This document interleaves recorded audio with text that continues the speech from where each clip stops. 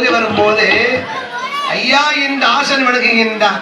ஏன்னா மாதா பிதா குரு தெய்வம் என்று சொன்னாலும் ஒரு குருவாக இருக்கிறவருக்கு கண்டிப்பா நம்ம மரியாதை கொடுக்கணும். எந்த பிள்ளையாவது வாத்தியருக்கு மரியாதை கொடுப்போம், மரியாதை கொடுக்கணும்னு சொன்ன வீட்டுல தப்புமாறு வீட்டில் கேட்கலாம். ஆசானுக்கும் மரியாதை கொடுத்து தாய் தகப்பனுடைய வார்த்தையை தட்டாம கன்னிகரை மயக்கக்கூடிய மன்மதன ஆகனாலும் இவர் யாரையும் விரும்பி போகல.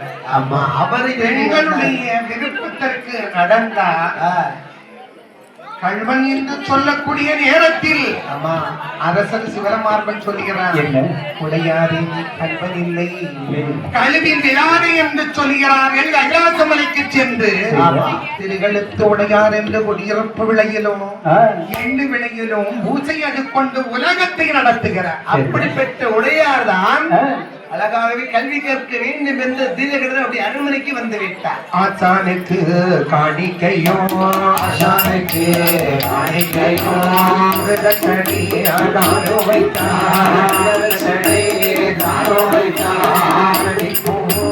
தான்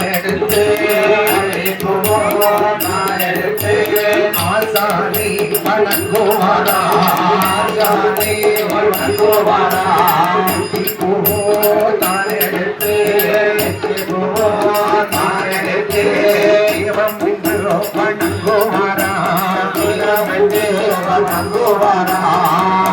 ஹரி என்று சொல்லி தேங்காவை அடித்தாரே.